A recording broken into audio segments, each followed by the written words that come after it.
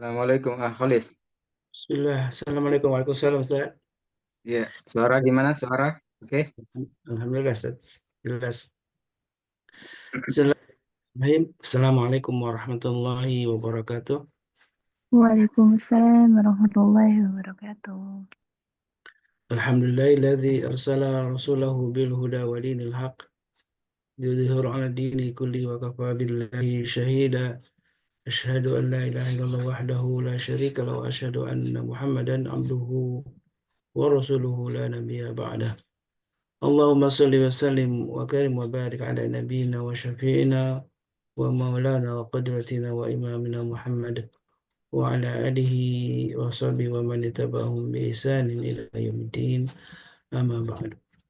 Sahabatku jamaah Majelis Keluarga Indonesia yang dirahmati Allah, alhamdulillah wa syukurillah, di pagi ini Allah masih mengumpulkan kita untuk hadir dalam majlis ilmu, majlis yang disebutkan oleh Rasulullah SAW sebagai jalan untuk menuju surga. Man salaka tariqan yaltamisu fihi ilman sahalallahu bihi tariqan ilal jannah.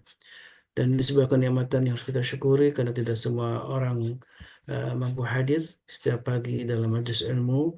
Dan di pagi ini tentu ini sebuah kenikmatan iman dan Islam paling agung yang harus kita syukuri ketika kita bisa beramal soleh, apalagi di bulan Rajab, bulan haram yang Allah lipat gandakan pahala di bulan yang istimewa ini, bulan haram ini. Dan mudah-mudahan kita termasuk orang yang terus istiqamah dalam beramal soleh.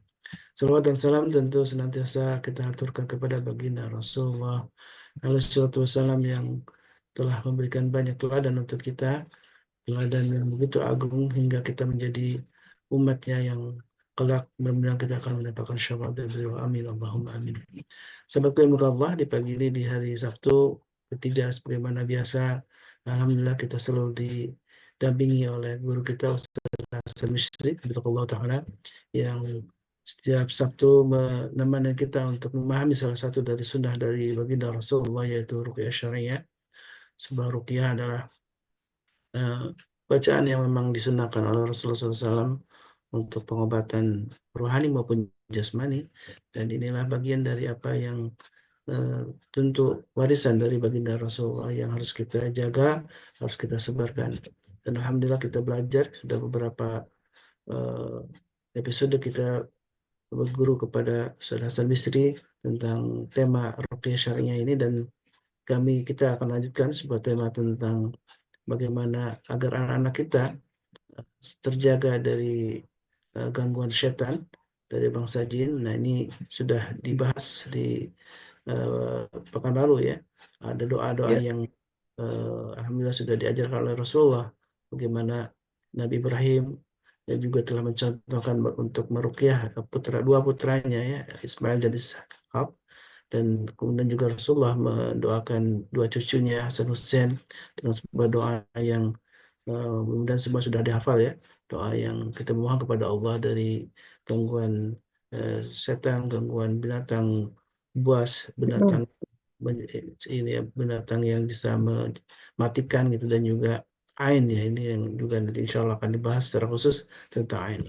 Dan ini bagaimana solusinya ya, karena kita jadi paham bagaimana bangsa jin ini tidak akan meninggalkan untuk mengganggu anak cucu Adam ya, termasuk anak-anak kita, generasi keturunan kita, dan bagaimana cara menghadapinya, insya Allah akan dibahas kembali, dilanjutkan didalami oleh guru kita Ustaz Hasan Bisri.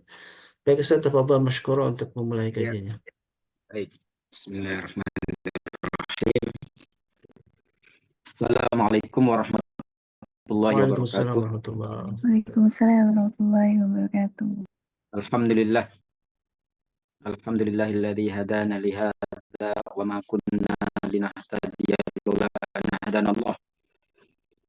Asyhadu an la ilaha illallah wa asyhadu anna Muhammadan abduhu wa rasuluh. Allahumma shalli wa sallim wa barik ala nabiyyika wa habibika Muhammad ibn Abdillah wa ala alihi wa sahbihi wa mawalah, amma ba'd.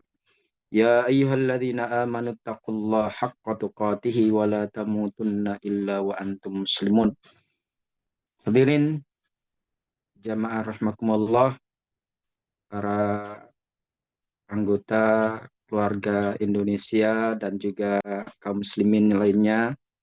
Semoga kita semuanya senantiasa dalam lindungan Allah Subhanahu wa taala, dan semoga ilmu yang kita pelajari menjadi ilmu yang bermanfaat dunia dan akhirat. Amin ya rabbal alamin. Kedua kalinya, marilah kita haturkan salat dan salam pada Nabi kita Muhammad sallallahu alaihi wasallam. Hadirin sekalian, pada kesempatan kali ini kita akan melanjutkan tema kita tentang agar anak aman dari gangguan setan. Yang mana ini sebetulnya tidak hanya penting bagi kita sebagai orang tua secara langsung terhadap anak kita, atau kita sebagai ayah, sebagai kakek dan nenek dari cucu kita, atau kita sebagai kakak dari adik-adik kita. Karena memang keluarga itu adalah punya tanggung jawab satu sama lain dan punya kewajiban untuk bisa ditunaikan sebagai keluarga muslim yang diridhai oleh Allah Subhanahu wa taala. Nah, ini sekalian, di pertemuan sebelumnya kita telah membahas bagaimana mindset atau paradigma yang selama ini kurang tepat ya di masyarakat, bahwa anak karena belum mukallaf, belum baligh, artinya mereka belum kena beban dosa, ya, sehingga diyakini ya, mereka itu suci, maka mereka pun akan terbebas dari gangguan setan secara otomatis. Ya. Dan ternyata fakta dari literasi syariat kita tidak seperti itu. Ya. Ternyata justru anak itu lebih rentan terhadap gangguan setan daripada orang dewasa. Nah, ini yang harus kita pahami bersama supaya ada muncul ya, tanggung jawab kita sebagai orang tua untuk membackup mereka dengan memohonkan perlindungan kepada Allah Subhanahu wa taala seperti yang telah dilakukan oleh Rasulullah terhadap cucunya dan juga oleh Nabi Ibrahim terhadap anak-anaknya. Nah, ya kawan sekalian, banyak hadis-hadis yang menjelaskan adanya gangguan anak dari ulah setan yang terjadi di zaman Rasulullah SAW. Bahkan Imam Ad-Darimi ya, dalam kitab Sunannya, beliau menyampaikan bahwa ada seorang wanita atau seorang ibu-ibu, emak-emak, ya, dia membawa anaknya ke Rasulullah SAW dan mengadukan ya, problematikanya. Ya Rasulullah, inna ibni hadha ya'khudhu syaitan kulla yawmin thalatha mirar. Rasulullah, anak saya ini setiap hari sampai 3 kali diganggu oleh setan, 3 kali mengalami kesurupan. Artinya tidak main-main ini ya. Artinya berarti setiap hari, bahkan sehari sampai 3 kali. Kita bisa bayangkan kalau kita sebagai orang tuanya tentu akan mengalami ketidaktenangan dan juga beban pikiran ya, melihat anak yang seperti itu. Kemudian fatana walas sabiyya faja'alu bainahu wa baina muqaddamir rahil. Jadi karena saat itu Rasulullah sedang dalam perjalanan, maka anak itu pun kemudian dibawa ke Rasulullah, didekatkan ke beliau. Kemudian Rasulullah meruqyah anak tersebut. Rasulullah mengatakan, "Ikhsa adu Allah." Nyahlah musuh Allah. Ana Rasulullah. Saya ini utusan Allah. Dan Rasulullah lakukan itu 3 kali. Falamma qadayna safarana mararna bidzalikal makan. Kata sahabat Jabir yang menemani Rasulullah saat itu dalam perjalanan, ketika kami kembali, kami melewati tempat itu lagi. Fa'aradat lanal mar'ah ma'aha sabiyuha. Lalu wanita itu pun menghadang kami lagi bersama anaknya, bayinya, digendong. Sobi di sini ya kalau bahasa kita ya balita lah ya. Wa ma'aha kabsyani tasukuhuma. Dan dia juga menenteng atau istilahnya menarik 2 domba bersamanya. Jadi sambil gendong anaknya, kemudian tangannya membawa 2 domba yang ditarik dengan tali. Faqalat ya Rasulullah iqbal minni hadiyati. Kata wanita tadi, ya Rasulullah, terimalah hadiah saya ini. Fawalladhi ba'athaka bil haq ma'ada ilaihi ba'd. Demi Allah, setelah engkau ruqyah anak saya, sampai sekarang nggak pernah kumat lagi. Khudu, kata Rasulullah, khudu minha wahidan waruddu alaihal akhar. Rasulullah memerintahkan kepada sahabat Jabir, ambil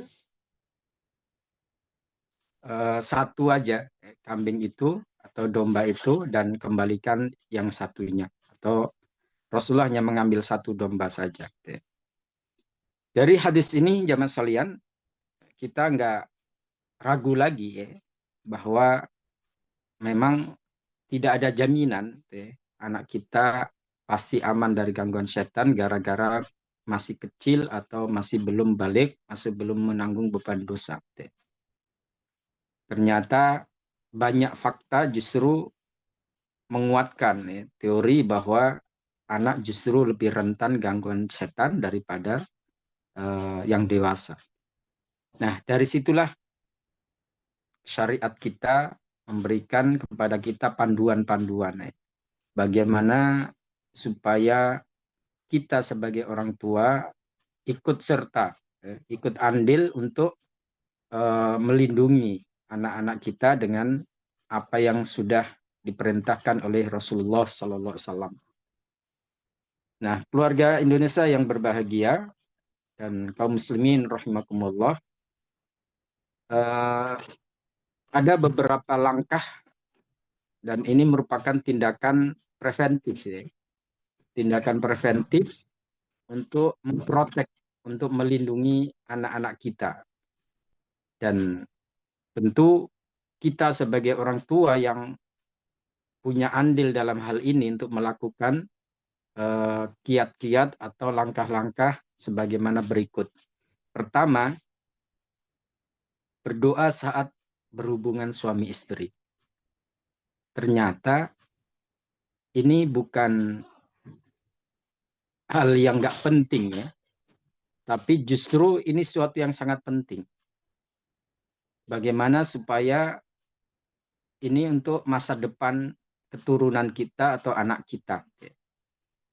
Dalam hadis riwayat Imam Bukhari dan Muslim, Rasulullah SAW beliau pernah bersabda, dan ini disampaikan oleh sahabat Ibnu Abbas radhiyallahu anhuma, "Lau anna ahadahum idza arada ayyatiya ahlahu qol."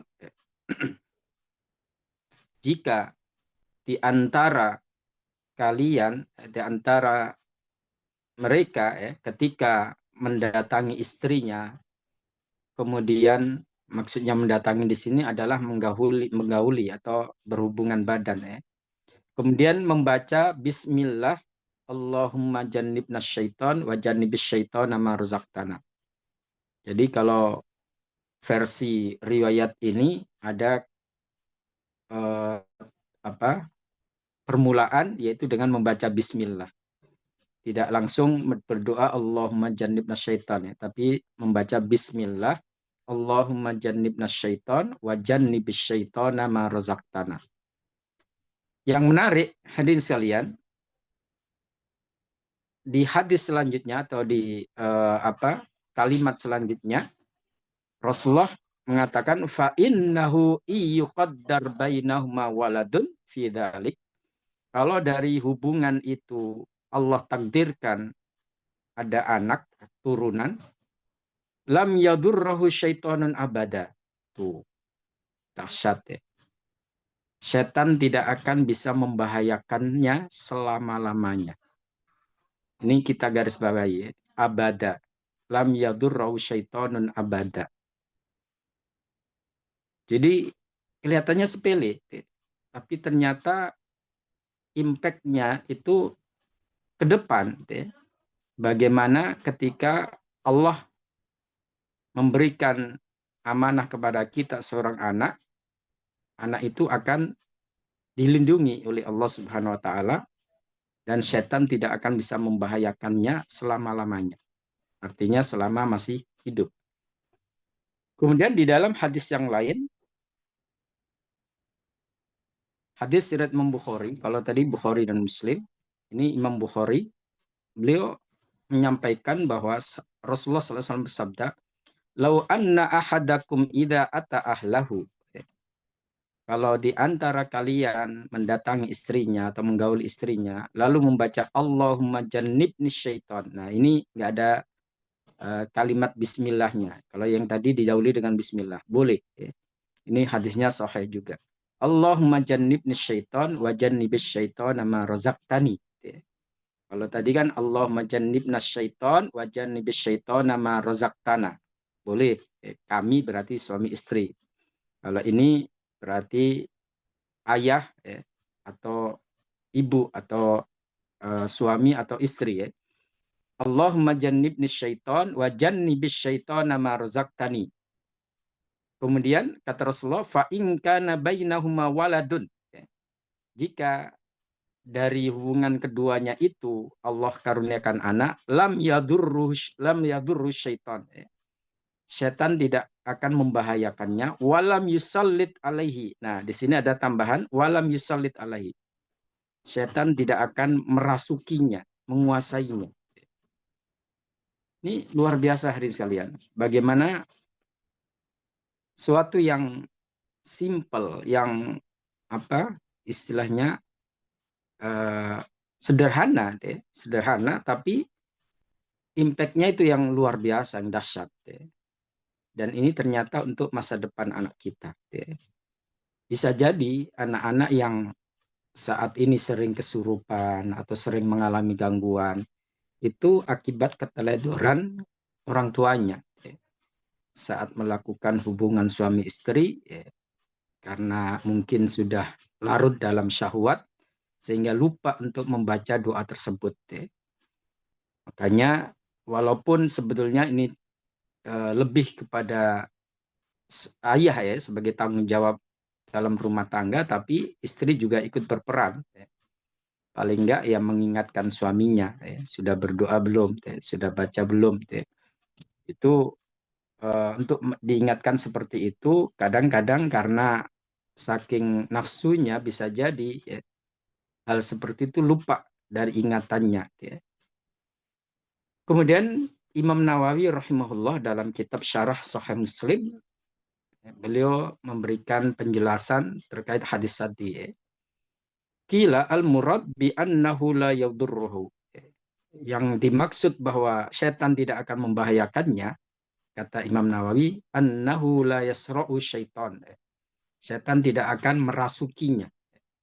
Jadi anak itu aman.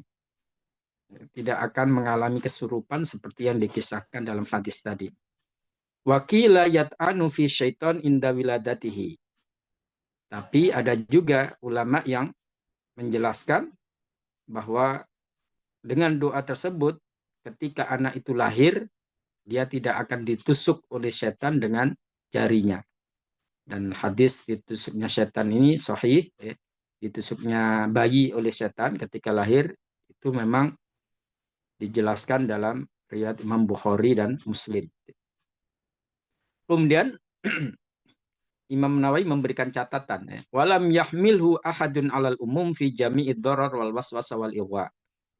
Jadi hadis tadi kata Imam Nawawi jangan difahami bahwa anak itu tidak akan diganggu dalam artian diberikan was-was atau diprovokasi untuk melakukan maksiat atau kejahatan.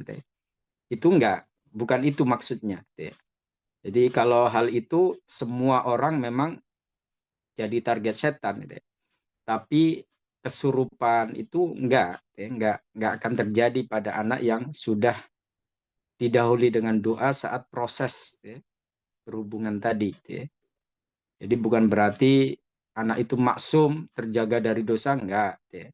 Itu enggak ada seorang pun, kata Imam Nawawi, ulama yang menjelaskan hal itu. Jadi beda. Sehingga tetap yang namanya bimbingan, arahan kepada anak-anak kita supaya enggak tergoda dengan lingkungan atau untuk melakukan kemaksiatan, ya tetap kita lakukan. Tapi ini lebih kepada yang spesifik, yaitu tadi setan tidak akan merasukinya, setan tidak akan membahayakan dengan gangguan-gangguan yang kadang-kadang terjadi pada anak kita. Nah, sekalian,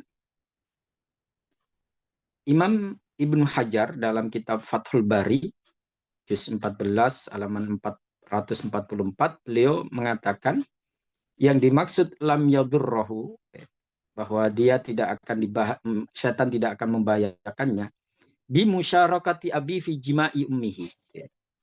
Tuh. Jadi setan tidak akan nimbrung saat ayah atau suami menggauli istrinya. Ini kalau sampai terjadi gitu serem juga ya. Bagaimana setan musuh kita ikut serta menggauli pasangan kita atau istri kita, tuh horor juga ya. Kama ja'an Mujahid, sebagaimana Imam Mujahid, seorang ulama besar di kalangan tabi'in, murid dari Imam Ibnu Abbas radhiyallahu an, beliau mengatakan annalladzi yujami'u wala yusammi yaltaffu syaitan ala ihlaili fayujami'u ma'ah. Orang yang menggauli istrinya, berhubungan badan dengan istrinya, lalu tidak membaca doa tadi, tidak berzikir, maka setan akan menyelinap ke selangkangannya untuk bersama-sama menggauli istrinya. Dan beliau mengatakan, Imam Ibnu Hajar, wala'alla hadza aqrabul ajwibah. Kata Imam Ibnu Hajar, ini kayaknya jawaban yang paling dekat dengan kebenaran. Ini keterangan beliau. Jadi serem juga ya. Sehingga dari situ kita bisa menyimpulkan penting berdoa saat mau melakukan hubungan suami istri itu, di samping untuk memprotek agar setan tidak ikut serta dalam proses tersebut. Kemudian yang kedua yaitu agar nanti seandainya dari hubungan itu Allah memberikan anak, dan anak itu akan dilindungi oleh Allah supaya tidak diganggu, dalam artian disurupi oleh setan. Dan ikhwas sekalian, saya teringat ketika praktek, ada kasus yang mana ada seorang ibu-ibu, seorang wanita yang suaminya kebetulan tugas di luar kota. Jadi hampir setiap bulan pulang. Dan dia menceritakan bahwa awal-awalnya tidak ada masalah terkait dengan keluarga atau dengan hubungan suami istri. Sampai suatu saat dia menceritakan bahwa saat suaminya pulang, kan biasa ya, udah lama kangen gitu, kemudian mengajak hubungan suami istri itu berbeda. Jadi katanya suaminya itu lebih ganas, lebih frontal gitu ya, dan over. Sehingga istrinya justru curiga, kok nggak seperti yang dulu-dulu, kenapa, ada apa ini, curiga. Dan saat dia mengikuti pengajian, dan kebetulan ustadzahnya membahas tema tadi ya, doa tadi. Lalu pada malam harinya ketika suaminya itu mau ngajak berhubungan, dia membaca doa itu, suaminya terpental. Ini cerita dia, suaminya terpental. Kemudian lemes, seperti ada yang lepas dari dirinya. Ini kisah nyata, ini pasien saya sendiri. Jadi hadirin sekalian, ternyata ada seperti yang disampaikan oleh Imam Mujahid tadi, kejadian yang seperti itu. Maka dari itu, kalau kita mengikuti sunnah Rasulullah itu luar biasa. Luar biasa, efeknya tidak hanya kita mendapatkan pahala yang besar, tapi juga untuk keselamatan diri kita dan keluarga kita. Dan setelah itu, ibu-ibu tadi datang ke kantor untuk minta diruqyah, dan juga untuk suaminya. Nah, hadirin sekalian, Imam At-Tabari beliau pernah mengatakan, faida qala dzalika inda jima'i ahli. Ada manfaat dari doa ketika berhubungan itu, karena qad ittaba'a sunnatan Nabi sallallahu alaihi wasallam. Yang pertama, berarti dia telah menghidupkan sunnah Rasulullah sallallahu alaihi wasallam, mengikuti ajaran Rasulullah sallallahu alaihi wasallam. Wa raujauna lahu dawamal ulfah. Dan juga efeknya itu bisa menjaga keharmonisan dalam rumah tangga. Ini yang disampaikan oleh Imam At-Tabari. Keluarga Indonesia rahmatullah, sahabat Ibnu Mas'ud, dalam riwayat Imam Ibnu Abi Syaibah itu disebutkan bahwa beliau kalau sedang mau menggauli istrinya, beliau membaca doa, Allahumma la taj'al lisyaitani fima razaqtani nasiba. Kalau tadi kan sebelum, kalau ini saat klimak, itu beliau Imam bin Mas'ud membaca doa, Allahumma la taj'al lisyaitani fima razaqtani nasiba. Yang artinya, ya Allah, jangan engkau jadikan andil setan atas apa yang akan engkau rezekikan padaku, yaitu anak. Itu doa beliau. Allahumma la taj'al lisyaitani fima razaqtani nasiba. Sampai berdoa dengan yang spesifik seperti itu. Kemudian Imam Hasan Al-Basri diceritakan, dan ini ada dalam riwayat Imam Abdul Razzaq. Idza atar-rajulu ahlahu falyaqul. Kata beliau, apabila seseorang mendatangi istrinya, hendaklah membaca bismillah, Allahumma barik lana fima razaqtana. Kayak kita mau makan, ya. Tapi beda, ujungnya beda, awalnya saja. Allahumma barik lana fima razaqtana wala taj'al lisyaitani nasiban fima razaqtana. Yang artinya, bismillah, dengan nama Allah, ya Allah, berkailah bagi kami apa yang engkau rizkikan pada kami, dan janganlah menjadikan setan ikut andil dari apa yang engkau akan rizkikan kepada kami, yaitu keturunan yang akan diberikan oleh Allah. Fakana yurja in hamalat au talaqqat ayyakuna waladan solihah.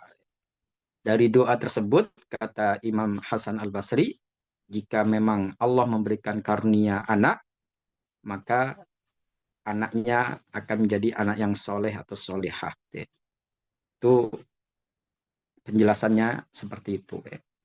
Jadi kesimpulannya, hadirin sekalian, di poin pertama ini, bahwa doa ini memang penting, karena tidak hanya bermanfaat untuk melindungi kita dari ikut serta setan tadi, tapi juga bisa mempengaruhi bagaimana kehidupan anak-anak kita nanti. Kemudian perlindungan yang kedua, yaitu ketika positif, artinya Allah ternyata betul-betul memberikan amanah, saat telah terjadi hubungan tadi, Allah memberikan keturunan. Nah, saat hamil itu ternyata ada doa-doa yang bisa kita baca, baik oleh seorang ibu atau seorang ayah. Falamma wada'atha qalat rabbi inni wada'tuha untha wallahu a'lamu bima wada'at wa laysa dzakaru kal untha wa inni sammaituha maryama wa inni u'iduha bika wa dzurriyyataha minasyaitonir rajim. Ini ada di surat Ali Imran ayat 36. Jadi tatkala istri Imran melahirkan anaknya yaitu Maryam, dia berkata, "Ya Tuhanku, sesungguhnya aku melahirkan seorang anak wanita." Padahal tadinya berharap laki-laki, karena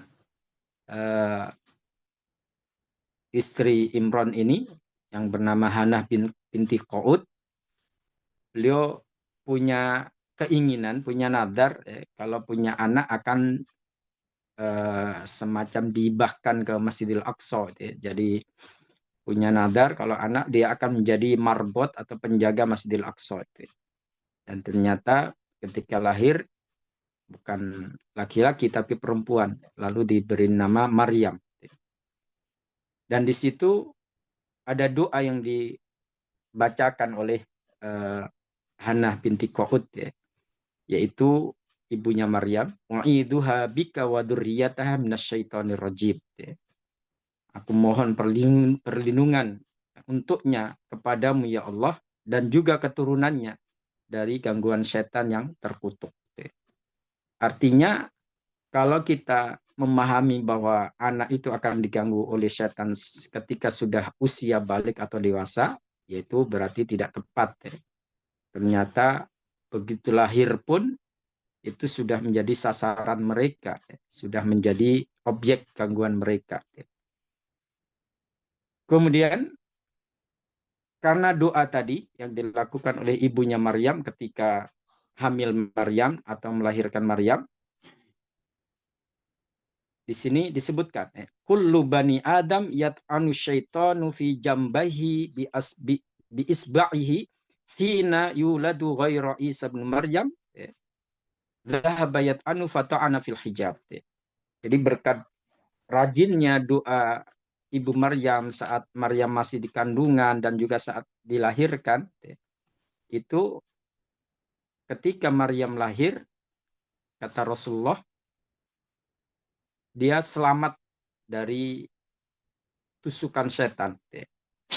Begitu pula Isa, anaknya Maryam. Ketika ditusuk oleh setan, hanya kena ari-arinya saja. Hanya kena ari-arinya saja. Jadi ini menunjukkan bahwa ternyata sangat penting doa-doa perlindungan itu sejak dini. Jadi kita mohonkan kepada Allah Subhanahu wa taala. Imam Al-Qurtubi dalam dinukil oleh Imam Ibnu Hajar Al-Asqalani rahimahumullah dalam kitab Fathul Bari, beliau mengatakan tusukan dari setan itu merupakan permulaan gangguan. Tentu, Jadi ibtida'ut taslit bahasanya. Itu berarti sudah dimulai itu peperangan tuh antara anak manusia dengan setan itu. Jadi bukan nunggu dewasa, dimulai sejak dini. Fahafidhallahu Maryama wa ibnaha minhu bi barakati da'wati ummiha. Kenapa saat Maryam terlahir atau Isa terlahir itu selamat dari tusukan itu? Karena berkat dari doa ibunya, yaitu Hanah binti Qa'ud tadi, yaitu membaca inni u'iduha bika wa dzurriyyataha minasyaitonir rajim. Dan Maryam tidak punya keturunan lain kecuali Isa. Artinya itulah anak satu-satunya. Kemudian hal itu dilanjutkan oleh Rasulullah SAW dan juga Nabiullah Ibrahim alaihissalam ketika memohonkan perlindungan untuk keturunan mereka, anak dan cucu mereka. Sehingga Rasulullah pun memberikan instruksi, awwidhu biha auladakum. Jadi mohonkanlah perlindungan untuk anak-anak kalian dengan membaca seperti yang dibaca oleh Nabiullah Ibrahim. Yang kemarin sudah kita singgung, yaitu membaca u'iduka kalau laki-laki bikalimatillahi tammati min kulli syaitonin wahamah wa min kulli ainin lamah. Kalau perempuan u'iduki ya, bikalimatillahi tammati min kulli syaitonin wahamah wa min kulli ainin lamah.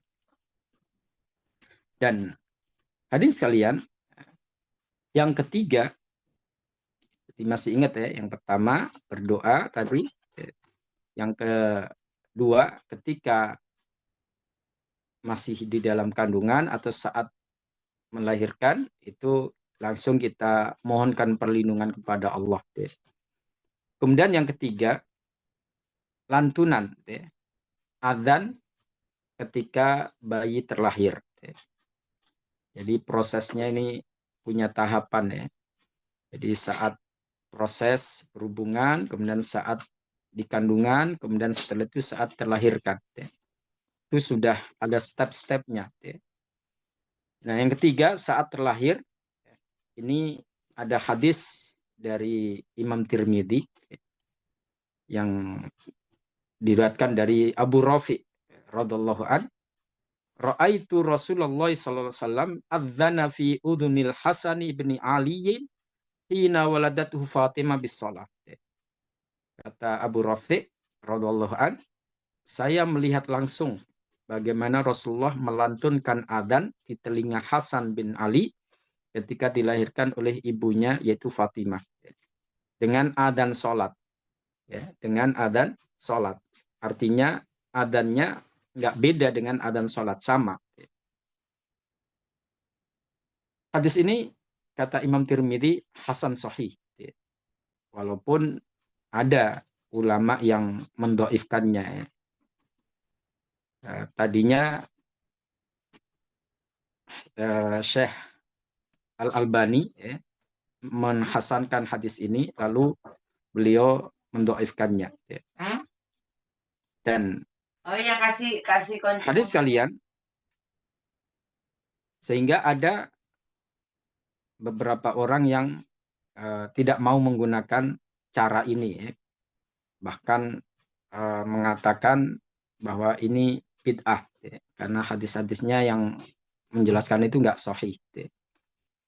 Padahal ada ulama-ulama yang mensahihkan, termasuk Imam Tirmidzi sendiri mengatakan hasan sahih. Oleh karena itu, ya kalau memang kita nggak menggunakan hadis ini silahkan. Tapi jangan kemudian kita menyalahkan yang lain yang menggunakannya. Kenapa? Karena perawi hadis tersebut Imam Tirmidzi sendiri mengatakan hadis itu sahih. Kemudian dikuatkan oleh hadis yang lain. Ini dari Imam Tabrani, yang mana Abu Rafiq mengatakan anna Nabiya sallallahu alaihi wasallam adzana fi udunil Hasani wal Husaini radhiyallahu anhuma hina wulida wa amara bihi. Jadi Rasulullah sallallahu alaihi wasallam melantunkan adzan di telinga Hasan dan Husain ketika dilahirkan, ketika terlahir, dan Rasulullah pun memerintahkan untuk melakukan hal itu. Ini riwayat Imam Tabrani. Sehingga kalau kita membuka kitab Majmu' Fatawa, Majmu' Syarah Muhadzab, Majmu' Syarah Muhadzab karya Imam Nawawi rahimahullah di juz 8 halaman 442, beliau mengatakan as-sunnatu ayyu'adzina fi udunil maulud inda wiladatihi dzakaron kana au untha. Kata beliau, merupakan amalan sunnah yang dianjurkan, yaitu mengadzankan di telinga bayi yang terlahir, baik laki maupun perempuan. Wa yakunul adzanu bilafzi adzanis shalah li hadithi Abi Rafi. Dan kalimat adzannya seperti adzan salat menurut sebagaimana diriwayatkan oleh hadis Abu Rafi tadi. Jadi Imam Nawawi sendiri menilai hadis ini sahih, sehingga dijadikan sebagai landasan untuk melantunkan adzan di telinga bayi yang dilahirkan, baik bayi itu laki maupun perempuan. Kemudian Imam Ibnu Malik dalam kitab Syarhul Masabih beliau mengatakan wa hadza yadullu ala sunniyati adzanil maulud. Jadi hadis Abu Rafi tadi menunjukkan sunnahnya melantunkan adzan ketika anak terlahir. Wa kana Umar bin Abdul Aziz yu'adzinu fil udhunil yumna. Umar bin Abdul Aziz yang dikenal sebagai khalifah kelima, beliau ketika anaknya lahir diadzankan di telinga kanannya. Wa yuqimu fi udhunil yusra hina wulidas sabi. Dan melantunkan iqamah di tangan kiri si bayi ketika terlahir. Dan ini juga menjadi perdebatan di antara ulama. Apakah mutlak cuma adzan saja atau ada mekanisme adzan di telinga kanan, iqamah di telinga kiri. Ada yang mengatakan cuma mutlak adzan saja, terserah telinga kanan, telinga kiri, nggak harus di posisi itu ya. Ada yang begitu. Tapi ada juga yang sebagaimana yang dilakukan oleh Khalifah Umar bin Abdul Aziz, beliau melantunkan adzan di telinga anaknya yang kanan dan iqamah di telinga yang kiri. Kemudian dalam kitab Nailul Autar, Imam Asy-Syaukani beliau menyampaikan bahwa fihi istihbabut ta'din fi udhunis sabi inda wiladatihi. Hadis itu menunjukkan bahwa dianjurkan untuk melantunkan adzan di telinga bayi saat dilahirkan. Kemudian beliau mengatakan dalam kitab Bahrul Muhit disebutkan bahwa Imam Hasan Al-Basri telah meriwayatkan hal tadi. Artinya Imam Hasan Al-Basri pun menyatakan itu sunnah. Dan berhujjah dengan apa yang dilakukan oleh Khalifah Umar bin Abdul Aziz tadi. Yang ketika anaknya lahir melantunkan adzan di telinga kanan dan iqamah di telinga kiri. Nah, apakah ada hadis khusus tentang adzan di telinga kanan, iqamah di telinga kiri? Saya mencatat ada hadis dari Imam Abu Ya'la. Walaupun hadis ini didhaifkan oleh mayoritas ulama. Tapi Imam Al-Mundhiri rahimahullah beliau mensahihkannya atau menghasankannya. Bunyi hadis itu, man wulida lahu maulud fa'adzana fi udhunil yumna. Siapa yang ketika dikaruniai seorang bayi, lalu mengumandangkan adzan di telinga kanannya, wa aqama fil yusra, dan iqamah di telinga kirinya, lam tadurrahu ummus sibyan. Dia tidak akan diganggu oleh ummus sibyan. Siapa ummus sibyan itu? Hiya tabi'ah minal jin. Itu adalah kelompok dari bangsa jin. Jadi untuk anak-anak jin itu ibaratnya punya pasukan khusus untuk ganggu mereka yang disebut dengan ummus sibyan itu. Meskipun hadis ini mukhtalaf fi dalam statusnya itu diperdebatkan antara sahih dan dhaifnya. Tapi penjelasan dari ulama-ulama tadi sudah begitu jelas ya. Dalam mazhab Syafi'i pun itu dinyatakan sebagai amalan sunnah. Nah, ada cerita menarik dan ini diriwayatkan oleh Imam Tabrani. Yaitu ketika Ummul Fadl, namanya Ummul Fadl, ketika Ummul Fadl bintul Harith, yaitu ibu dari sahabat Abdullah bin Abbas. Jadi ikhwas sekalian, ketika kaum muslimin hendak hijrah dari Mekah ke Madinah, itu orang-orang kafir Quraisy, terutama para normal dan dukun-dukun mereka itu melakukan ritual. Apa ritual itu? Yaitu semacam sihir, melakukan ritual sihir. Tujuannya untuk menyihir kaum muslimin yang hijrah dari Mekah ke Madinah nggak bakal punya keturunan. Jadi dibikin mandul ya, supaya mereka nggak punya anak keturunan yang bisa mengkokohkan perjuangan mereka. Ya. Itu sampai segitunya. Ya. Sampai segitunya.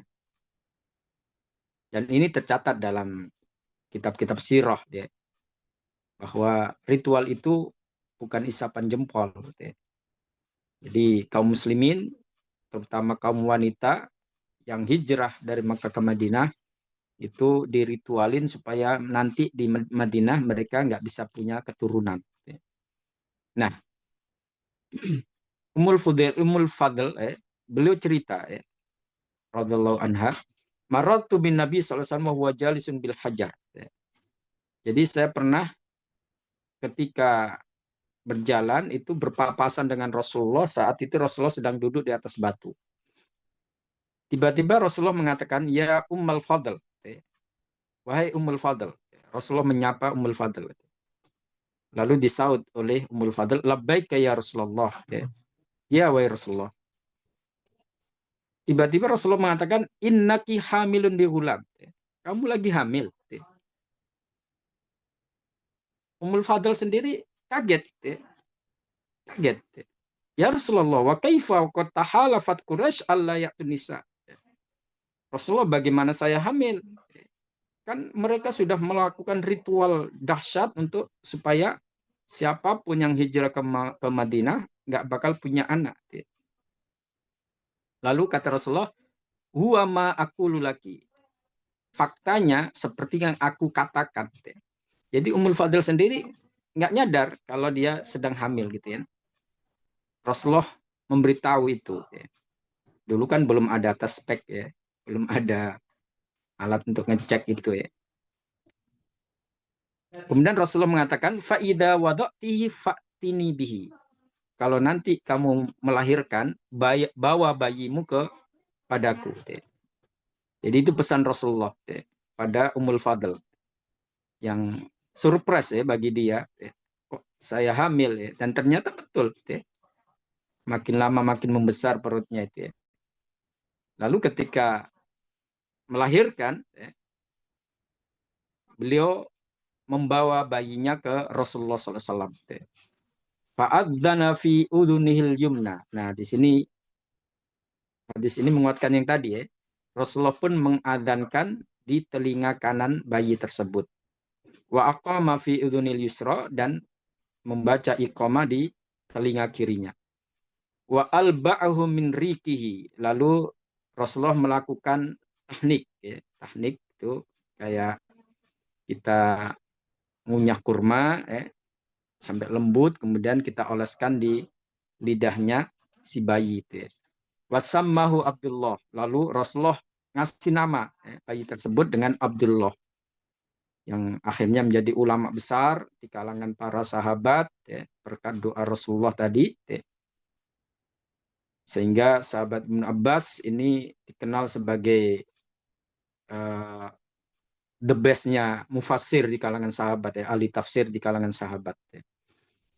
Nah, pas kalian dari apa yang disampaikan tersebut, Imam Nawawi menyimpulkan dalam kitab Majmu' qala jama'atun min ashabina, bahwa mayoritas ulama-ulama Syafi'i berfatwa atau berpendapat yustahabbu ayyu'adzina fi udunil yumna. Dianjurkan untuk mengadhankan di telinga kanan bayi, wa yuqimas sholata fi udunil yusra, dan beriqamah seperti iqamah salat di telinga kirinya. Dan jamaah sekalian, ketika Syekh bin Baz rahimahullah yang dikenal sebagai rujukan oleh kaum salafi, itu ternyata ketika ditanya tentang hal itu, ini dalam fatwanya beliau mengatakan hada masyru' inda jam'in min ahlil ilmi. Jadi mengumandangkan adzan ketika anak lahir itu merupakan sesuatu yang disyariatkan, yang dianjurkan menurut sejumlah ulama. Wa fi waqad urida fihi ba'dul ahadits wa fi sanadiha maqal. Meskipun belum memberikan catatan bahwa riwayat-riwayat hadis yang terkait hal itu ada perdebatan antara sahih dan tidaknya. Fa idza fa'alal mu'min hasan. Nah, tapi beliau menyimpulkan bahwa kalau seorang mukmin melakukan itu baik. Tuh, beliau nggak mengatakan itu bid'ah. Makanya agak heran kalau beberapa orang yang katanya pengikut salafi lalu di media-media sosial atau di media massa mengatakan itu bid'ah karena nggak ada satupun hadis yang sahih. Imam Syekh bin Bas memberikan catatan memang ada perdebatan di antara ulama hadis terkait kevalidan atau status hadis tersebut. Tapi beliau menggarisbawahi bahwa kalau seorang mukmin melakukan itu baik. Li'annahu min babis sunan wa min babit tatawu'atu. Kata beliau itu merupakan bagian dari sunnah dan tatawu. Tatawu itu amalan baik yang bisa kita lakukan. Sehingga jelas di sini bahwa kita penting untuk melakukan hal itu tidak hanya untuk diri kita tapi terutama untuk bayi yang akan menjadi generasi penerus kita. Nah, begitu pula Imam Ibnu Qayyim. Jadi Imam Ibnu Qayyim itu punya kitab khusus tentang bagaimana menyambut kelahiran bayi dalam syariat kita yang diberi judul Tuhfatul Maulud. Jadi ini semacam suatu yang sangat bernilai ketika menyambut bayi. Itu bagus bukunya, kalau bisa dimiliki sudah diterjemahkan ke bahasa Indonesia juga. Beliau mengatakan kenapa dianjurkan untuk melantunkan adzan. Pertama, ayyakuna awwala ma yaqra'u sami awwala ma yuqra' fi sam'il insan kalimatihil mutadhamminah likibriya'ir rabbi wa 'azamatihi. Kata beliau, agar kalimat yang pertama kali didengar oleh anak itu adalah keagungan Allah dan kebesarannya. Kemudian yang kedua syahadat, kan asyhadu alla ilaha illallah. Itu kalimat yang pertama kali didengar oleh bayi tersebut. Fakana dzalika katalkin, dan itu seperti mentalkin anak itu. Antum kalau membaca tentang panca indera manusia, itu para ulama psikologis atau psikolog itu mereka memberikan semacam stressing pada indera telinga. Jadi di antara indera manusia yang paling vital itu bukan mata, tapi telinga. Telinga. Makanya di sini kita warnai anak itu yang pertama kali dengan kalimat takbir, Allahu Akbar, kemudian tauhid, asyhadu an la ilaha illallah. Itu luar biasa kalau seperti itu. Sebagaimana kata beliau, faedah yang lain adalah huruf syaiton min kalimatil adzan. Nah, di sini ikhwas sekalian, mungkin kita pernah mendengar bahwa ada hadis sahih riwayat Imam Bukhari dan Muslim yang menjelaskan bahwa ketika adzan dikumandangkan itu setan itu sangat ketakutan, lari sampai terkentut-kentut saking takutnya. Nah, kalau itu kita kumandangkan di telinga anak yang baru lahir, itu luar biasa. Makanya di antara manfaatnya adalah agar setan yang akan menggoda anak kita atau yang sudah siap untuk menjadikan target anak kita tadi, yang dilahirkan tadi, itu kabur dengan lantunan adzan tadi. Kemudian ketika setan mendengar adzan itu pun dia akan lemah. Dia akan lemah. Sehingga anak kita pun akan terlindungi. Kemudian kata beliau, manfaat yang lain antakuna da'watuhu ilallah wa ila dinil Islam wa ila ibadatihi. Jadi ajakan seruan yang pertama kali itu bukan seruan setan nanti. Kalau kita kumandangkan adzan berarti seruan Islam, seruan tauhid itulah yang akan didengar oleh anak kita. Jadi jangan sampai kita kedahuluan oleh setan, ya. Sehingga kita lakukan hal itu sedini mungkin. Demikian sebetulnya masih ada separuh lagi, ada sekitar 6 atau 7 poin lagi ya untuk langkah pengamanan ini. Ya. Tapi waktunya, jadi insya Allah kita sambung di lain kesempatan. Ya. Khalis, mungkin ada yang mau bertanya sebelum kita tutup, silakan. Baik, alhamdulillah. Terima kasih buat sebuah pengajaran yang penting yang harus kita menjaga anak-anak kita dari gangguan dari gaib ya, setan Allah alaihim. Mudah-mudahan dengan ini kita makin sadar apa yang harus kita lakukan. Dari mulai tadi dijelaskan bagaimana ketika berhubungan sampai anak lahir pun ada sebuah tata cara yang memang harus dilakukan sesuai dengan syariat dari Nabi. Dan ini sesi tanya jawab ya, kita akan buka sesi tanya jawab dan silakan jamaah untuk persiapkan pertanyaannya yang berkaitan dengan kita dahulukan dulu tema yang berkaitan dengan anak ya. Mudah-mudahan ini bagian yang bisa menambah wawasan kita. Dan sebelum masuk ke tema tanya jawab, kita simak dulu informasi komersial berikut ini.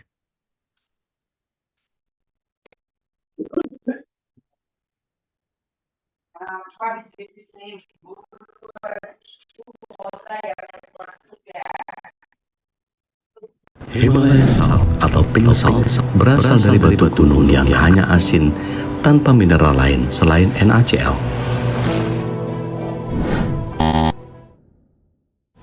Zamira Salt diproduksi dari garam laut yang diuji secara klinis dan memiliki hasil laboratorium. Kekayaan mineralnya sempurna.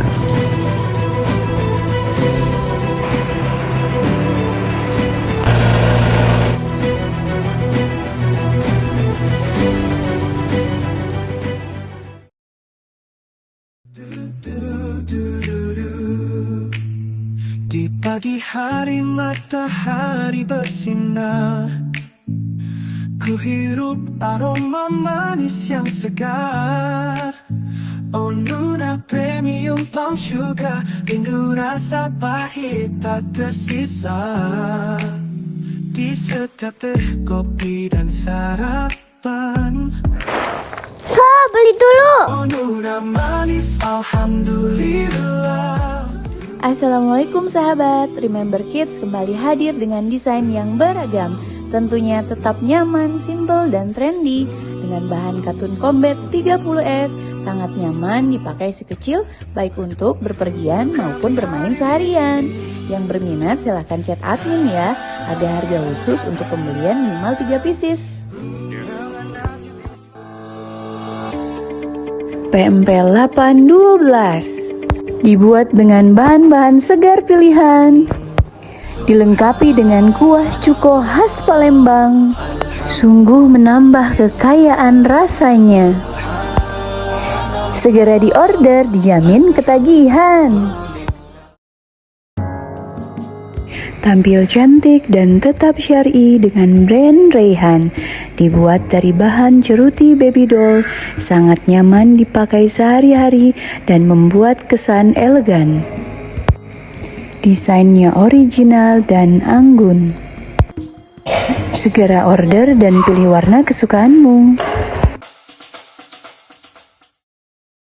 Dapur Sundari Muarakuang menyediakan bermacam kuliner khas Palembang di kota Bandung. Tersedia juga paket pelajar, cuma goceng loh. Paketan vakum juga melimpah, cocok deh buat yang mau jualan lagi. Aneka produk bisa dicek di website Tokopedia dan lainnya, hanya di PMP Palembang 7 Saudara.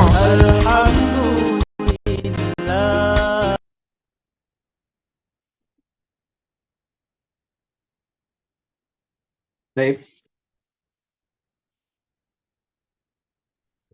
Baik, jamaah yang Allah, alhamdulillah, silakan untuk bertanya. Masih ada beberapa waktu ya, sekitar 15 menit saya boleh ya kita menyempatkan untuk sesi tanya jawab. Kalau saya bertanya soal ini, anak ini kan kalau secara medis ya ketika lahir dan menangis itu kan katanya bagus karena akan jantungnya bergerak gitu ya.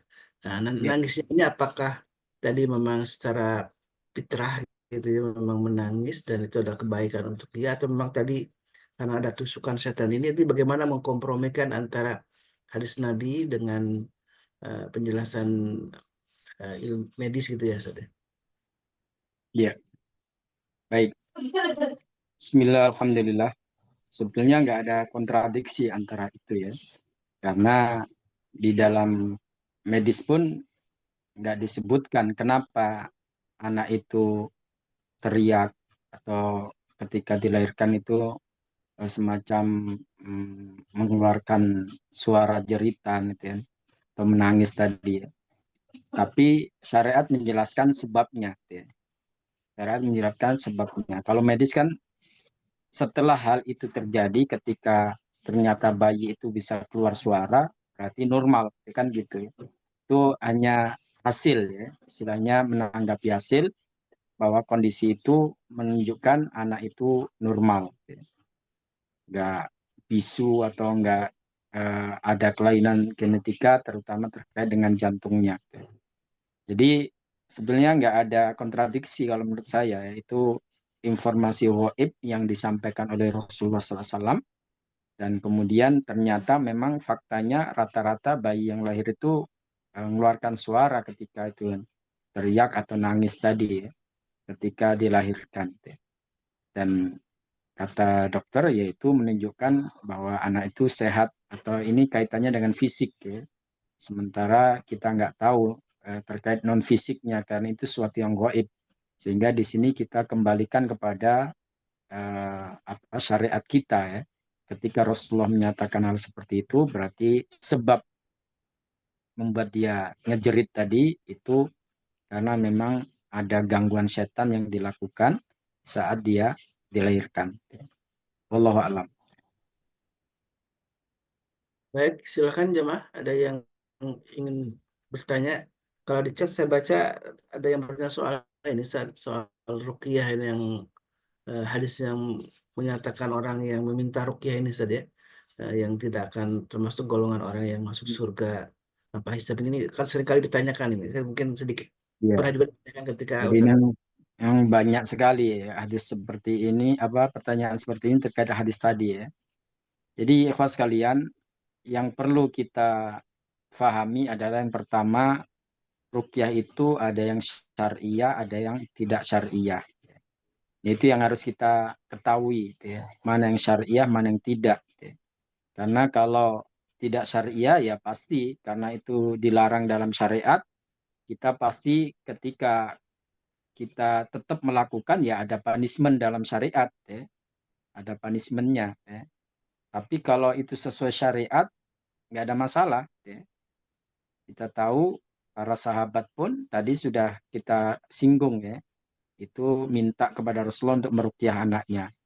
Apakah mereka nggak paham dengan hadis tadi? Sangat paham. Artinya hadis tersebut tidak bisa kita simpulkan mutlak nggak boleh minta ruqyah. Itu salah kesimpulan seperti itu. Karena faktanya banyak sahabat Rasulullah yang minta diruqyah oleh Rasulullah. Dan kalau mereka bisa melakukan sendiri ya pasti dilakukan. Tapi kadang-kadang kan ada kasus-kasus tertentu yang nggak bisa kita tangani sendiri. Saya sendiri sering menghadapi pasien seperti itu. Ustaz, saya sudah ruqyah mandiri tapi kayaknya gangguan masih kuat. Ya, kan kalau sakit medis itu ada yang memang bisa ditangani sendiri tanpa harus ke dokter, tapi ada yang perlu tindakan dokter, kan gitu ya. Nah, kita selama bisa melakukan ruqyah mandiri silahkan, tapi pelajari ilmunya dulu juga, ilmunya dulu pelajari supaya nggak salah juga.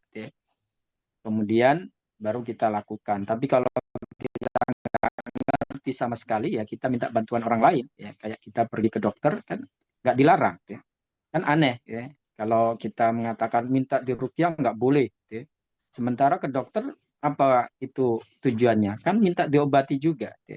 Tapi nggak ada yang mengatakan ke dokter nggak boleh. Semua sepakat ya dianjurkan boleh. Nah, ruqyah seperti itu juga, ya, selama ruqyahnya itu benar. Makanya banyak ulama termasuk Imam Nawawi memahami hadis tadi tidak minta ruqyah itu ruqyah yang tidak syar'i, ya, yang tidak sesuai syariat. Ya.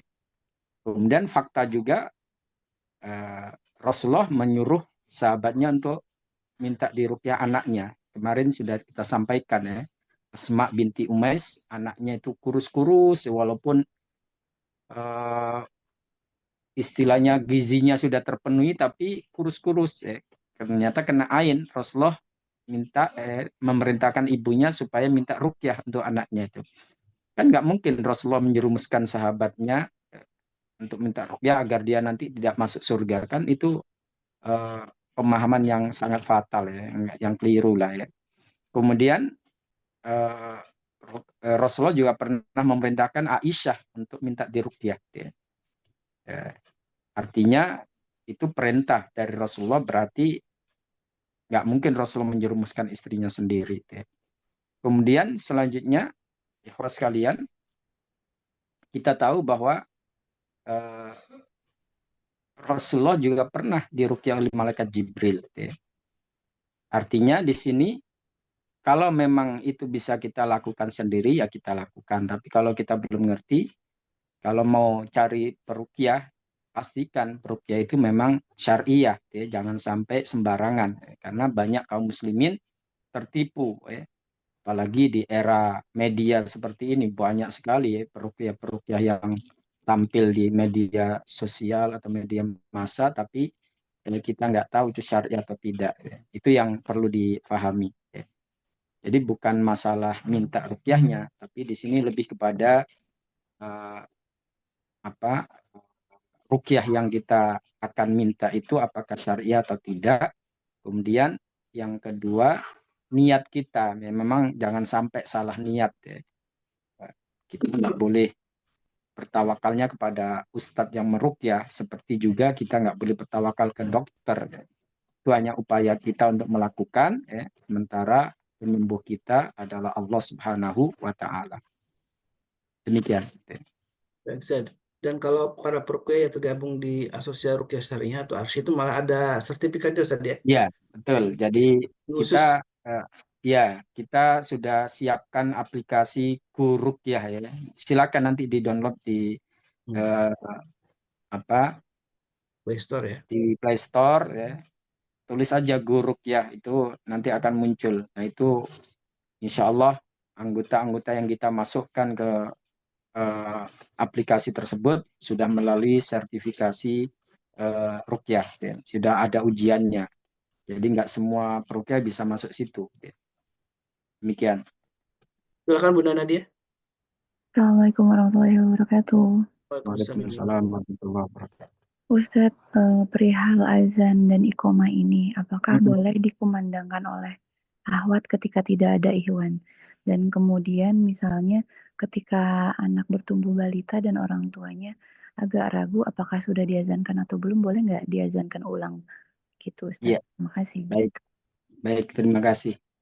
Bismillah, alhamdulillah. Jadi kalau adzan untuk bayi kan tidak seperti adzan sholat ya, harus suara nyaring, suara kencang supaya didengar banyak orang ya. Tapi kalau adzan bayi kan khusus memang untuk bayi itu, bisa di ruangan tertutup atau bisa di dalam rumah atau di ruangan rumah sakit atau kamar rumah sakit bisa. Artinya laki dan perempuan bisa melakukan hal itu. Jadi tidak hanya nunggu ayahnya atau nunggu kakeknya atau nunggu suaminya ya. Tapi kalau memang nggak ada yang lain ya, ketika sudah terlahirkan ya, supaya nggak didahului oleh syaitan ya, kita bisa lantunkan adzan sendiri ya. Sebagaimana disebutkan dalam hadis tadi. Tapi kalau ada di situ ayahnya atau suami dari ibu yang melahirkan tadi, itu lebih baik dia melakukan karena itu termasuk tanggung jawab dia. Kemudian kalau memang kita masih ragu apakah tadi sudah diadzanin belum kemudian diadzani, boleh-boleh saja. Jadi artinya gini lah, adzan itu nggak harus di awal doang. Ya. Bahkan sering saya sarankan kepada pasien yang punya masalah terkait anaknya itu, kalau mau tidur ya, itu dibacakan surat-surat ya, atau dikir-dikir, kemudian dilantunkan adzan aja di telinganya itu. Karena tadi kan fungsi dari adzan itu adalah untuk mengusir eksistensi atau keberadaan gangguan setan yang akan mengganggu anak kita. Kan tujuannya itu ya. Jadi itu mohon perlindungan kepada Allah supaya anak kita aman dari gangguan mereka. Ya, Bu ya. Jadi nggak harus sekali doang, boleh kita ulang ya. Sebagaimana doa perlindungan u'idzuka bikalimatillahi tammati min kulli syaitanin wa hamah min kulli ainin lamah, itu tidak hanya ketika anak itu terlahirkan, tapi ketika dia belum bisa melakukan, kita melakukannya. Kan kemarin sudah kita sampaikan di pertemuan sebelumnya. Ketika sahabat dan Rasulullah duduk-duduk, tiba-tiba lewat Hasan dan Husain lari-larian, lalu sama Rasulullah di ruqyah, ya. Dimohonkan perlindungan oleh Allah, oleh Rasulullah kepada Allah Subhanahu Wa Taala. Itu kan berarti anak itu sudah besar, sudah lari-larian kan? Itu seperti itu. Silakan. Baik, silakan ada yang lain. Sudah jelas ya, Bunda Nadia ya? Ya Ustadz, boleh nanya satu lagi nggak? Boleh, silakan. Jadi beberapa hari lalu saya bacakan ayat ruqyah ke anak saya yang sedang menangis histeris. Iya. Nah, dia suruh saya berhenti, stop. Biasanya nggak pernah kayak gitu. Terus malah tambah histeris, malah tambah kenceng tuh nangisnya. Nah, habis itu dia bilang gini, oh, kenapa ya aku nangis gitu. Anak saya 3 tahun umurnya. Dia bilang gitu ketika saya bacakan ayat-ayat ruqyah. Kenapa aku nangis terus? Dia nanya, bingung sendiri gitu. Itu kenapa Ustadz kira-kira? Iya. Ya, berarti itu gangguannya cukup kuat ya. Artinya ketika kita melakukan ruqyah mandiri kemudian mendapatkan respon yang seperti itu berarti perlu diruqyah secara khusus ya.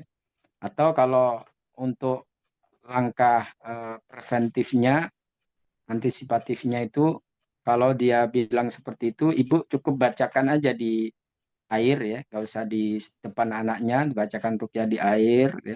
Kemudian nanti air itu kita usapkan ke mukanya, kemudian sebagian untuk dia minum ya. Sebagian untuk dia minum ya. Kalau mau dicampurkan air mandinya juga boleh ya. Jadi itu bisa dilakukan seperti itu. Kalau memang sudah dilakukan gitu kok dia sering mengalami hal kayak tadi, saya anjurkan ya untuk di ruqyah oleh ke seseorang yang ahli ya.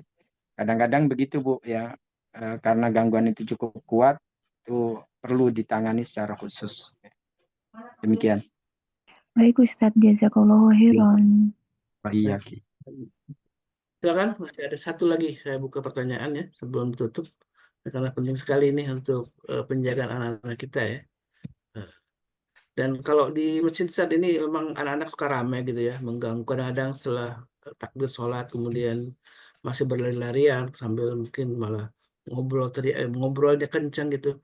Saya udah berpikir apa ini jangan-jangan di, di diprovokasi oleh setan juga untuk mengganggu kekhusyuan sholat para bapak-bapak gitu. Apakah bisa Ya. dikorelasikan dengan itu nggak ya? Kalau fenomena seperti itu ada yang memang natural, artinya ya anak-anak ya gitulah ya, di mana-mana kan. Kan antum pernah baca hadis yang menjelaskan Hasan dan Husain ketika masih kecil itu sampai ketika Rasulullah sujud pun dinaikin gitu kan. Artinya ya itu bukan sebagai gangguan setan, yaitu perilaku anak-anak lah ya. Tapi ada juga yang anak-anak yang sudah diberikan arahan, diberikan pengertian, tapi masih tambeng istilahnya, masih bandel, ya bisa jadi memang sudah ada gangguan dalam dirinya. Ya. Itu seperti itu. Kan kalau di masjid itu nggak hanya kumpulan satu anak, ya, tapi banyak anak, banyak karakter di situ. Ya. Nah, disitulah bisa jadi karena memang ada di antara mereka yang semacam provokator untuk istilahnya mempengaruhi teman-temannya untuk rame atau untuk berisik.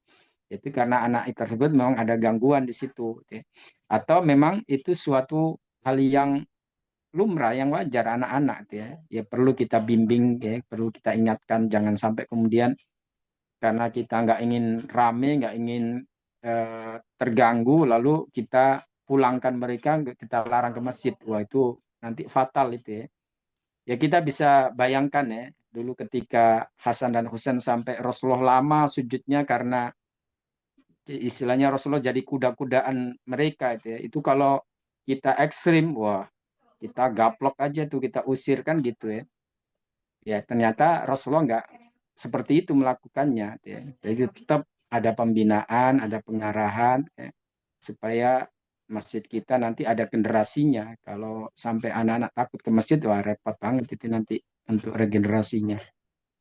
Jazakallah. Yang terakhir nih dari Bu Happy dari Bali ya. Silakan Bu Happy. Assalamualaikum Ustadz. Waalaikumsalam. Ini Ustadz, saya mau tanya ya. Saya kan pernah kena gangguan. Terus kan maunya tuh ruqyah mandiri gitu loh Ya. Ustadz. Tapi kenapa ya? Kalau misalnya tuh kan, saya tuh kalau misalnya ngomong masalah ruqyah tuh langsung berubah gitu loh Kak Ustadz bicaranya itu. Terus kenapa kalau saya ruqyah mandiri tuh saya langsung males gitu loh. Baru mulai sebentar langsung saya tinggal gitu loh Ustadz. Iya. Kayaknya apa namanya? Kayaknya semua badan tuh gemeter gitu loh. Terus nggak bisa fokus baca-baca ayat ruqyah mandiri itu gitu Ustadz. Iya. Gimana ya Iya caranya? Bu Happy, apa sudah pernah diruqyah? Sering Ustadz, sering banget.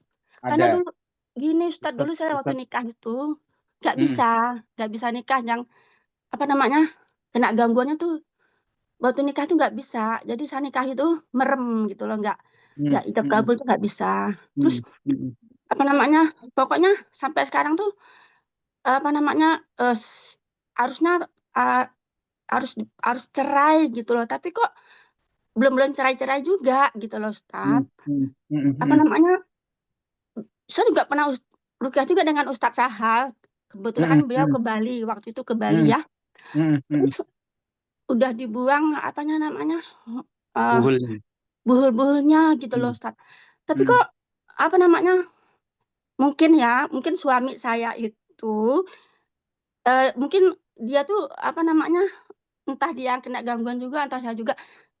Jadi suami saya itu, maksud saya tuh enggak agamanya kurang gitu loh Ustadz. Iya. Baik Bu, kita paham Bu ya. Bu, pertarungan kita dengan setan itu pertarungan abadi Bu ya. Artinya Ibu jangan nyerah, jangan kemudian putus asa ya. Karena Ibu itu sedang jihad ya. Jihad melawan setan ya, itu real ya. Artinya itu tidak hanya untuk Ibu Happy aja, tapi semuanya. Cuma bentuk gangguan orang kan beda-beda Bu ya, macam-macam gitu ya. Nah, kalau saya simpulkan Bu, kasus Ibu ini, Ibu perlu pendamping dalam artian tidak hanya ruqyah mandiri Bu ya. Tidak hanya ruqyah mandiri. Ustadz, maaf Ustadz ya, saya mual-mual kalau bicara masalah. Astagfirullahaladzim. Jadi ini aja Bu, Ibu kalau memang susah di sana untuk cari peruqyah untuk membantu Ibu di Bali, nanti Khalis bisa kasih nomor saya, bisa kita bantu lewat video call ya. Kita bantu melakukan ruqyah karena ini kayaknya agak berat ya, kasus ini. Jadi nggak cukup dengan ruqyah mandiri. Bukan berarti ruqyah mandirinya nggak ngaruh ya. Alhamdulillah Ibu bisa bertahan, nggak bubar rumah tangga, itu berkat ya selama ini ruqyah mandiri yang dilakukan. Cuma tapi Ustadz sebenarnya ya, kalau menurut saya, kalau saya cara itu mungkin gangguan ini hilang gitu loh Ustadz. Enggak Bu. Saya itu pengen cerai, saya pengen cerai Ustadz, pengen banget. Ibu salah. Nggak ada jaminan Bu. Kalaupun Ibu sudah pisah, Ibu bebas enggak? Kita sering mengalami menangani kasus-kasus seperti itu Bu. Itu memang perjuangan kita melawan setan. Jadi jangan dipikir kalau saya pisah dengan suami pasti hilang. Enggak, belum tentu juga. Karena mereka memang modusnya ya niatnya itu mengganggu kita seumur hidup ya. Makanya ini kita jadikan sebagai medan jihad kita untuk melawan mereka, dan Ibu nggak sia-sia melakukan itu. Pahalanya besar. Jadi Terima kasih sebelumnya banyak Khalis. Ustaz. Ya, sama-sama. Ya. Baik, doakan ya Bu Happy semua oleh kita semua ini jamaah yang dengan Allah. Mudah-mudahan Allah mampukan beliau untuk menghadapi ini gangguan setan yang sudah di hadapan beliau gitu ya. Dan terus mengganggu beliau, mudah-mudahan Allah mudahkan ya, Allah kuatkan Amin. Amin. tidak beliau, kemudian Allah Amin ya Rob. terus istiqamah dalam ruqyah syariah gitu ya. Dan Bu Happy silakan menghubungi saya nanti kalau butuh di ruqyah oleh Ustadz Hasan ya. Mudah-mudahan ini menjadi sebuah wasilah untuk kesembuhan dan kita doa Amin. Amin. ya jamaah yang bukan Allah untuk kesembuhan Ibu Happy di Bali ya. Barakallahu fikum, mudah-mudahan di bagian dari upaya kita untuk mengikuti sunnah dari Nabi kita Sallallahu Alaihi Wasallam yang tentu ruqyah menjadi salah satu warisan yang penting kita ketahui, kita pelajari dan kita amalkan, juga kita sebarkan ke saudara kita jamaah yang lain, dan silakan kajian juga di-share ke saudara kita, tetangga kita. Mudah-mudahan semakin banyak yang mendapatkan manfaat dari ilmu ini, dari pemahaman ini, kita menjadi orang-orang yang terus mendapatkan pahala terbaik dari Allah. Apalagi di bulan Rajab ini, bulan istimewa menjelang Ramadan, tentu banyak sekali amal-amal, bekal-bekal amal yang harus kita siapkan. Ya Allah akan lipat gandakan pahala untuk kita semua. Amin Allahumma amin. Jazakallah khairan Ustaz yang sudah mendampingi semua. Mudah-mudahan Allah senantiasa berkahi Ustaz Hasan dan juga beserta keluarga. Allah istiqomahkan dalam dakwah ruqyah, karena ini dakwah yang berat Ustaz ya. Dakwah yang butuh perjuangan jihad yang luar biasa, karena berhadapan dengan makhluk kasat mata ya, makhluk gaib yang tentu kalau tidak disertai dengan ilmu kita, dengan ilmu yang disunahkan diajarkan oleh Rasulullah SAW dan oleh para ulama, tentu kita akan tidak mampu, tidak menguasai bagaimana cara menghadapi syaitan laknatullah alaih ini. Baik, kita tutup majlis ini dengan doa kafaratul majlis. Subhanakallahumma wa bihamdika asyhadu an la ilaha illa anta wa atubu ilaik. Hadana wa iyyakum. Assalamualaikum warahmatullahi wabarakatuh. Kalau masih ada di grup, saya share di grup ya, nanti akan saya sampaikan juga ke Ustaz Hasan Bisri, dan insya Allah kita masih akan berjumpa dengan Ustaz Hasan Bisri dalam kajian-kajian berikutnya. Wabillahi taufiq wal hidayah. Assalamualaikum warahmatullahi wabarakatuh. Waalaikumsalam. Waalaikumsalam. اللهم ارحمنا بالقرآن واجعله لنا إماما ونورا وهدى ورحمة. اللهم ذكرنا منه ما نسينا وعلمنا منه ما جهلنا وارزقنا تلاوته آناء الليل وأطراف النهار واجعله لنا حجة يا رب العالمين.